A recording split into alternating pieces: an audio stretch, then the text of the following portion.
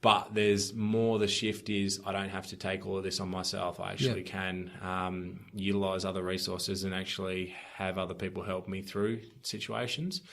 So that was one thing that I didn't want to do. But then the other one was I didn't want to burden anyone else. And so I felt like if I put my problems onto other people, it would drag them down. And that was something that I was really not wanting to do at the time. And as I learned, especially in my fourth rehab, that was actually the complete opposite. If I actually told people what I was going through who wanted to help me, then they actually felt like they were getting more of a response from me and they were actually having a bigger impact on my recovery. And then in turn, it was actually taking pressure off myself regardless of whether the person could help me or not, because you're actually putting it out there rather than allowing it to build up on you. So that was one thing. In speaking with a really good psychologist, made a couple of really good points and made me understand why I thought the way I did and why I struggled the way I did, and made me understand that it's okay to have a bad day. Like, you can still train and have a bad day and then move on to the next day and go forward from there. You don't have to be smiling and happy every single day with how your rehab's going. But then at the same time too, the other thing I found probably the most interesting was why I would get flat or negative around my teammates and around the club. And it made perfect sense to me once he explained it. And then I would go through these situations where I'd be doing a session on my own on the bike and the boys would be in the gym doing their own thing. And you'd look over at teammates and be like, that bloke doesn't train hard enough. That bloke's got no idea what I'm going through. And so when these thoughts would come into my mind, I was able to then tell myself, this isn't me thinking clearly. This is clearly because I'm struggling with my rehab and with battling with different types of depression and things like that. That's actually why these thoughts are coming up. And they hook you. They do. And you get, next 100%. Thing you know, you're into another thought. And exactly.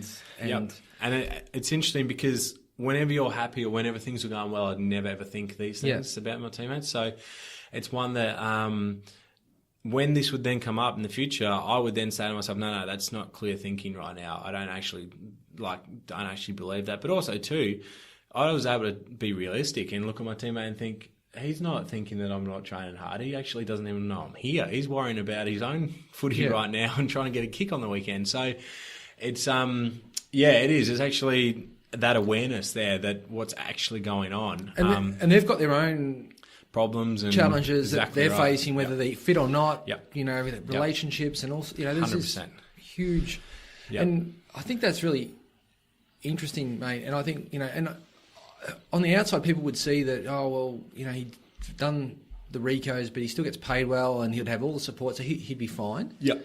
But not realising the realness of what happens and how you're still human, you still internalise it. Yep, 100%. And that you actually, you're missing 900 days to do what you actually do. Yep. And that's what you get paid for, and you're wanting to deliver on that, not sit there and get paid to be in rehab. Exactly right. And I think the other thing that was massive for me, and you touched on it before with the coaching the under-14s, was that I learnt to have other outlets outside of footy, that if footy wasn't going well or the rehab wasn't going well, which it didn't most days, then instead of having a bad day, I would just have a bad hour and go and turn to these other things. And coaching the under-14s was massive for me because what it did was the game on the weekend that the under-14s played and I coached, that actually became my game on the weekend and filled the void of not being able to play. But then other things I did, I actually commentated games on the radio. I did some study as well, but then I had a few other hobbies that I did with my brother and a couple other mates. And what that did was every time I struggled, I would then go, I'm going to put this aside. I'm not having a good day. And I'd turn to these things. And it's amazing how by the end of the day, I'd be happy and up and about and be like, what a good day. Whereas probably for my first 2 rehabs, I'd have a really bad session at the club, go home, sit on the couch and be like, no, I'm not doing anything. I'm not seeing anyone. I'm not talking to anyone. And you'd actually spiral more and more out of control. So it made a massive difference for me.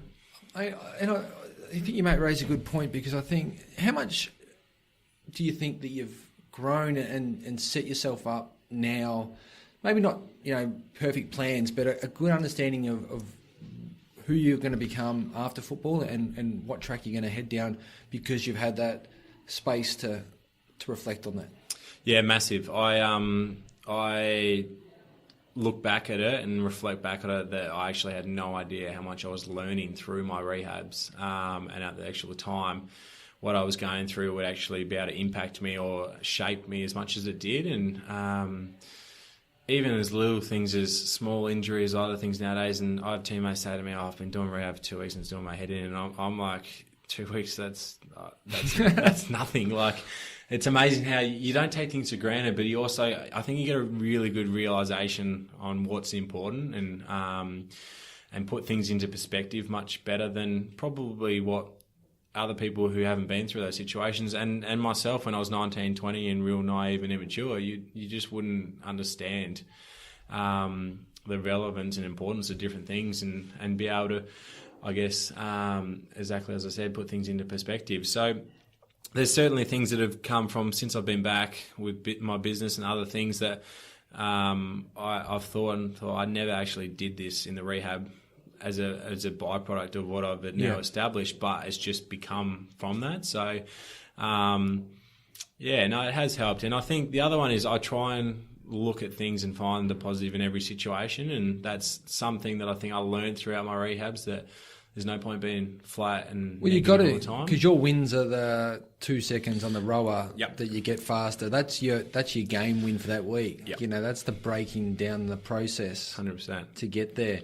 And I think we'll get into the business, mate, because like I see football as an amazing opportunity for people, but the reality is with footballers is some come out of football better and they've got a clearer view. Some come out and really battle to reconnect back into what life's really about. And the reality is that the average footballer, your football career is maybe 8% of your life. Yep. It's a dot in the reality of whatever you got left. Yep. So, understanding that there's a lot more beyond, but the opportunity for people that you meet, the chance to develop and grow yourself is in abundance when you're playing. You meet the best physios, you meet the best doctors, you get opportunities to meet leaders of businesses, and you take those on when you get those to just grow you as a person in generally. So, mate, the business that you set up, can you explain a little bit about what it does and how it's come about?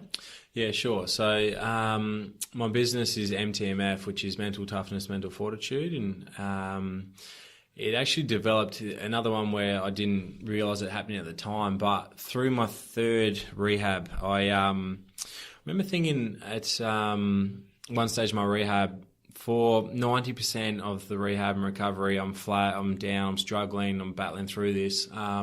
For probably the other 10%, I'm so up and about, and I know that I'll be able to overcome this. And I remember thinking, when do I feel best in myself? And the couple of times that when I thought that was whenever I get messages or read messages from family, friends, footy fans in general, and just says little things like, I know you overcome this, or you're really driven, all these sort of things.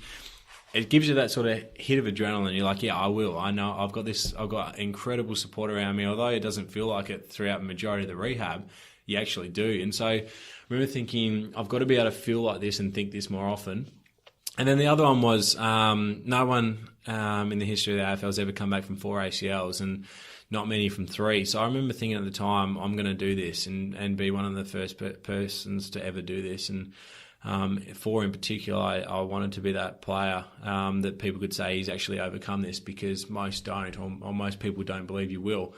So when I thought these two combinations together, it did. It gave me that hit of adrenaline, but it made me think there's no way I'll ever be defeated by this. And so I came up with that slogan, Mental Toughness, Mental Fortitude, and made a wristband so that every single time I would struggle in rehab or any time of the day, I'd look down at my wristband and it almost just aligned me, just set me back to those thoughts. And no, I've actually got unreal support, even though I feel lonely right now.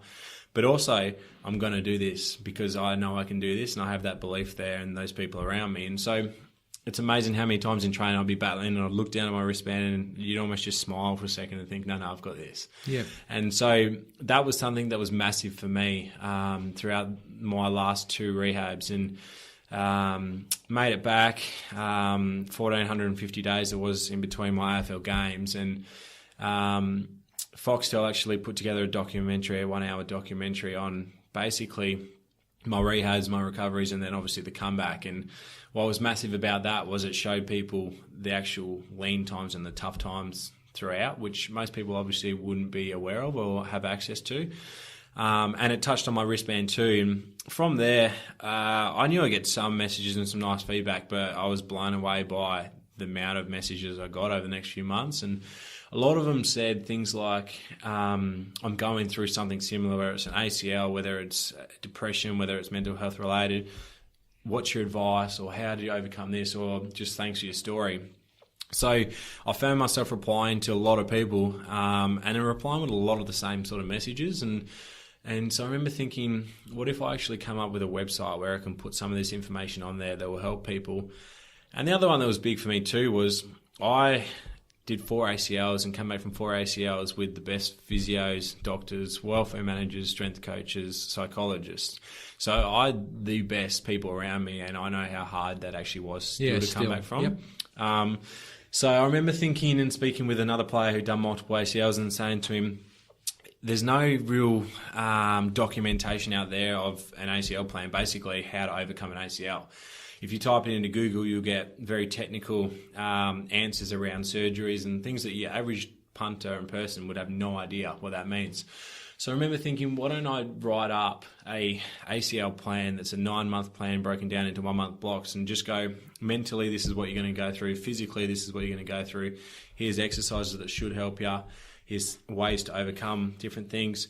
So basically, if you've got a local footballer or a netballer who might see a physio once every 2 or 3 weeks, they then, when they leave the physio's office, don't go, I won't see him for 2 or 3 weeks. Now I've got no idea what I'm going to do for the next 2 or 3 weeks. This will just give them a little guide, day-by-day guide that they can follow. And so that's where it basically grew from. And initially it was the recovery information, and then from there it went to a lot of people asked for wristbands, and from there it went to sports casual apparel, and has sort of grown from there since. I think it's really important what you're doing, because I think however many thousands of guys and girls that play football on a weekend, there's multiple, probably in the 20s, 30s recos every weekend. Mm-hmm. So there's a lot of people that go through this. What I loved about what you're doing is it's not just, if you Google it, it's the medical, not the mental support. Yep. The whole process of how to get through a knee. Yes. And some of these guys and girls also face a financial burden. Absolutely. That hits them as well, which places more stress on them. Mm-hmm. So I think that's really important. What's the plans for that business? Is that for you to just continue to grow that and support it? Have you got a future? Yeah, I think so. I think at the moment I hope that I'll have 6, 7, 8 more years in the AFL system. And so for me at the moment, AFL is obviously a full-time job. Yep. That this does keep me really busy, but I can't expand it much at the moment, just time-wise. But I think at the moment I'm learning a lot when it comes to the apparel side, but also the consulting side, and just different ways to take it moving forward. And so for now, it's sort of just to continue growing the business and growing, I guess, the awareness of the business. And we're now getting people from overseas, Ireland, America, that are contacting us and buying apparel and different things. So I guess it is starting to, move a bit more international as well. And then when I do finish my career, it's something that I certainly might look at making it much bigger, and actually have a couple of plans in mind that I could go down whether I want to or not, and whether that's been leading in that field, I guess, in Australia. There's certainly a real want and knack for that, and there's a lot of growth in that area too. Yeah, mate. I think it's really relative, this conversation, because you've got a bit of a niggle at the moment. Yep. And it's a similar. I see you got the wristband on, and it's the stuff that you've probably dedicated the learnings to. Yep. Now come back in, and not a 12-month period, but the application of how you get through the rehab, how you approach it mentally, doesn't change. It's great learnings for everyone. It is. It's you're spot on. I think the application of it. I'm probably fortunate that I've learned so much and put all these things in place that I just naturally do these things now, that when I do go through a setback, and I have been over the last 5 weeks, I haven't had to change too much. And And that awareness is there too. That I've had some flat days and some shocking days, and I'm like, no, okay, I'm going to have a bad day today. I'm just going to bank that. I'm going to the acceptance. Exactly.